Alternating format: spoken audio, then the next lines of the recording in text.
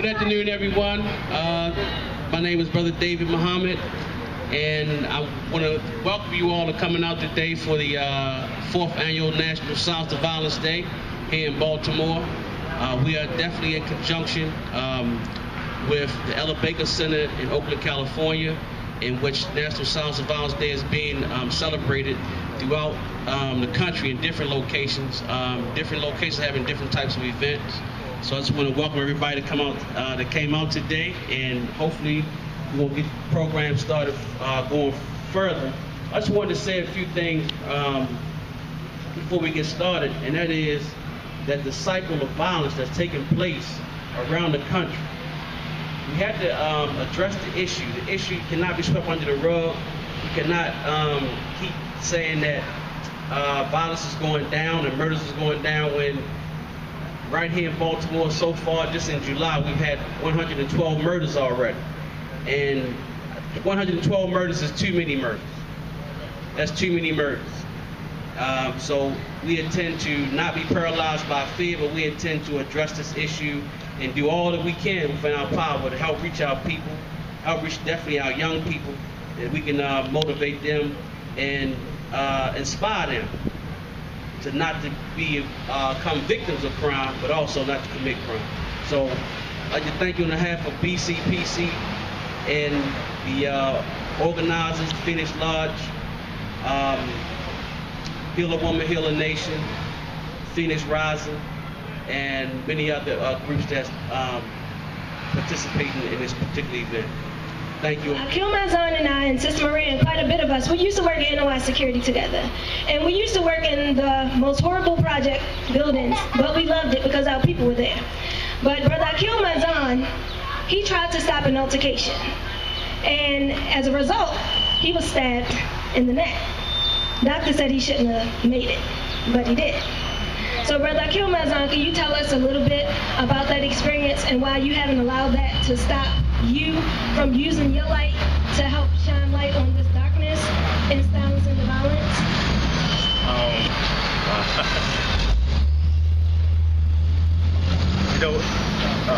Y'all can project. Just project, yeah. But yeah, if y'all can hear me, I think this might be the first time I ever really spoke about it publicly in the terms of a group setting. But for me, you know, my thing is kind of like I talked to my parents, you know, when they came to me when I was in the hospital, and the doctor saying, you know, I might not make it or might not never be able to talk again, and a whole bunch of other stuff that they said. My thinking was that, you know, you never know when you're going to die. You never know, anything can happen at any given moment. You know what I'm saying? God is in control, and so my thing was like. That being said, it wasn't about not dying. It was about how I wanted to live. And my thing was that, you know, if I die in this way of life, you know, then I mean that's the way I want to go out. If that's my legacy, if that would have been my legacy, that that I would have gone, that I would have returned to Allah that New Year's Eve and New Year's Day of that year, then praise be to Allah. That would have been, I don't want to say it would have been a good thing, but I think you see what I'm saying. I mean, I wanted to die, in this way if I had to go, but I'd rather live this life. Peace and blessings, family. Brother Damon X here. Tonight, or rather today, pardon me, today we are celebrating or commemorating the lives of the many who have been lost throughout Baltimore City. And as of today's date, July 25th, 2012, 112 deaths has been categorized as homicides, though there are many others who have been uncategorized.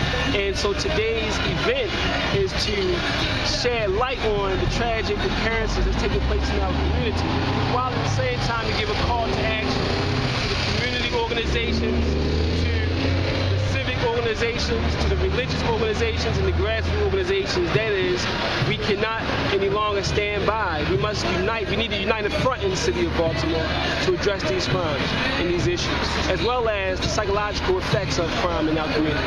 So with that said, thank you very much. Silence of violence, please. Good afternoon, everyone. My name is Christopher R. Williams. I'm Chief Aide to the Honorable Delegate Joe P. Carter. Unfortunately, Delegate Carter cannot be here, but she is she is recuperating from surgery that she had July 2nd, but she is here with us in spirit, and she sends her regards and well wishes to everyone.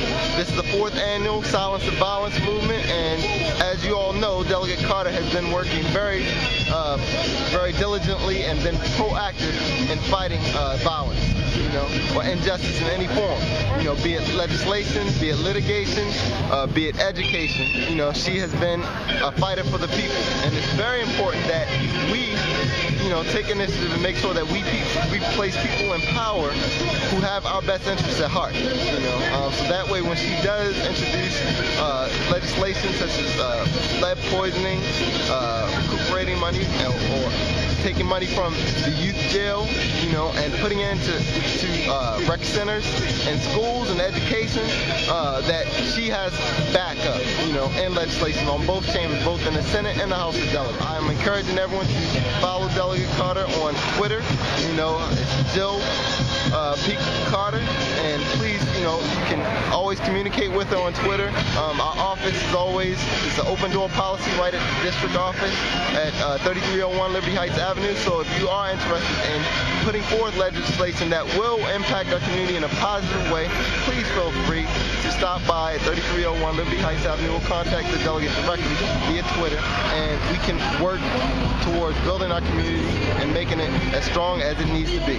So the Muslims can sing. All right, so you can't do that much, because then they'd be like, that's why we don't want them in the church. All right, so you got to do it right. All right, so you got to do it right. All right, come on, here we go. But all of you guys can sing, like in a concert. 1, 2, 3.